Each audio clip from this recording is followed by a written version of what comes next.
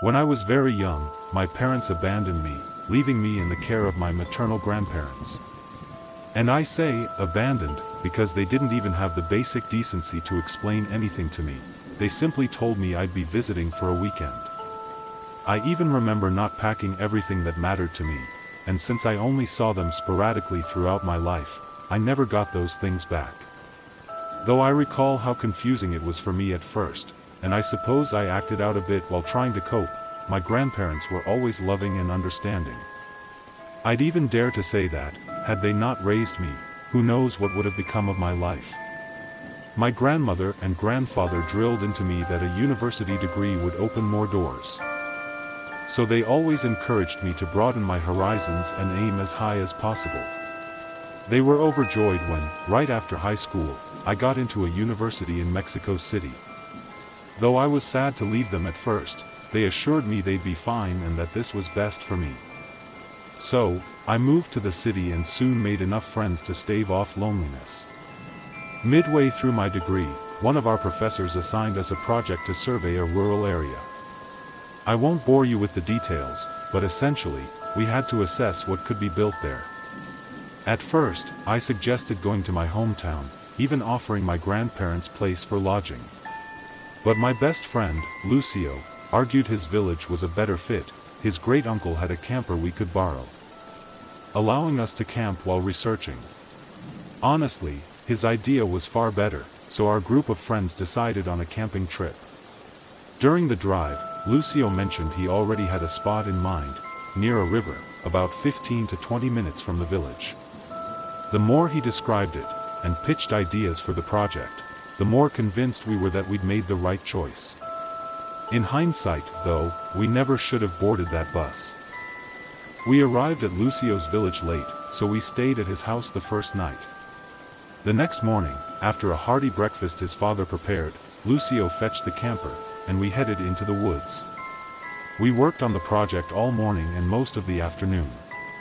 As dusk fell, we lit a bonfire, cracked open beers, and ate. The fire's glow lit our faces as we laughed and talked. Eventually, we started sharing ghost stories and paranormal experiences. That's when Lucio told us a local legend he'd heard since childhood, a gruesome tale that had haunted his village for generations. According to the legend, a drunken, abusive farmer who claimed God didn't exist once beat his family to death in a rage. The story went that their souls possessed his goats, and weeks later, when neighbors investigated the abandoned farm, they found the goats feeding on the farmer's rotting corpse. His body was so mangled it looked like the goats had trampled him to death. Ever since, the goats supposedly roamed the woods, hungry for human flesh. At first, we listened with skepticism and nervous laughter. To me, it sounded far-fetched yet original. I'd never heard anything like it. I think we all assumed it was just a campfire tale to spice up the night.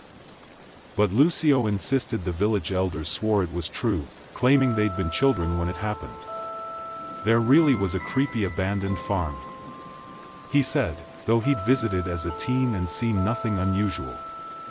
We figured maybe something vaguely similar had occurred years ago and the story had been exaggerated to scare kids.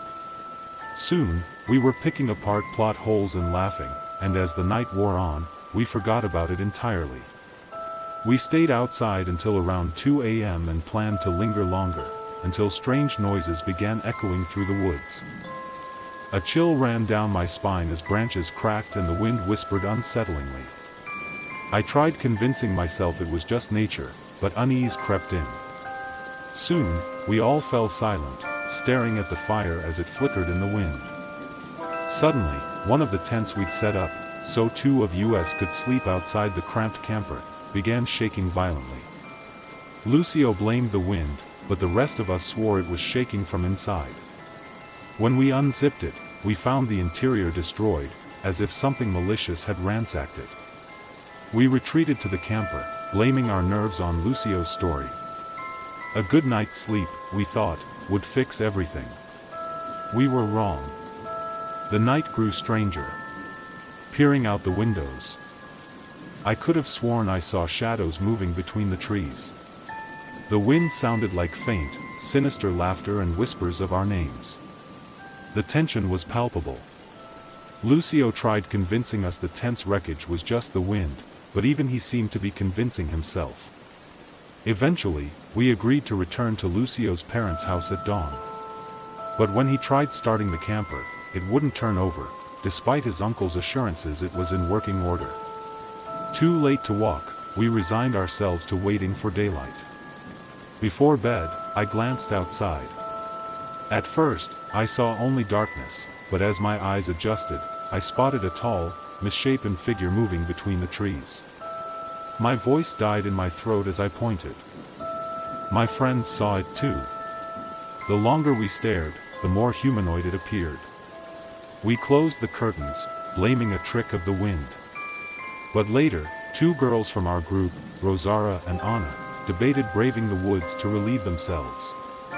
Reluctantly, we let them go, shining flashlights after them. Minutes later, the lights, both inside and outside the camper, snapped off. Total darkness. The flashlights wouldn't work either. We waited, but the girls didn't return.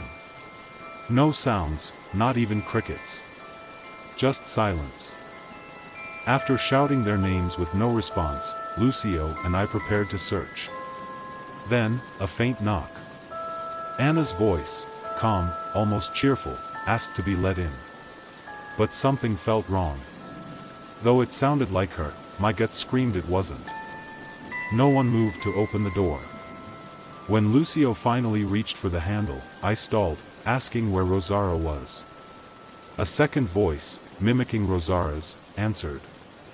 Both voices were eerily calm, despite ignoring our earlier calls. The lights suddenly flicked back on, but we couldn't see them through the window. Then, the knocking turned aggressive. The voices deepened, rasping threats, "Open the door, or we'll kill you all." The camper shook as if something was trying to flip it. The lights strobed, and the temperature plummeted. A window shattered. Though the gap was small, we all saw it, a goat standing on two legs. But not like those viral videos of goats wobbling upright. This one moved like a human, its body built for bipedalism. Dark brown fur, yellow eyes with human-like pupils. I wish I could forget its face. But every wretched detail is seared into my memory. After what felt like hours, the creatures left. Whether they gave up or were repelled, I'll never know. We didn't sleep a wink. Even at sunrise, we stayed huddled until noon, then armed ourselves with whatever we could find and stepped outside. The tent was shredded. The camper's exterior was dented and smeared with dried mud. We argued, some wanted to search for the girls, others insisted on fetching help. The fight turned physical until Lucio, another friend, and I declared we'd go for help. The others followed. Nothing happened on the walk back. The woods felt ordinary again. The villagers, though skeptical, organized a search party. Against all odds, they found Rosara and Anna alive, traumatized and clinging to a tree, covered in scratches, Rosara missing fingernails. Neither returned to school, and we lost touch. But Ramiro later said Anna confessed, they'd seen two goats standing upright, then a third beside them. The creatures mimicked their voices perfectly.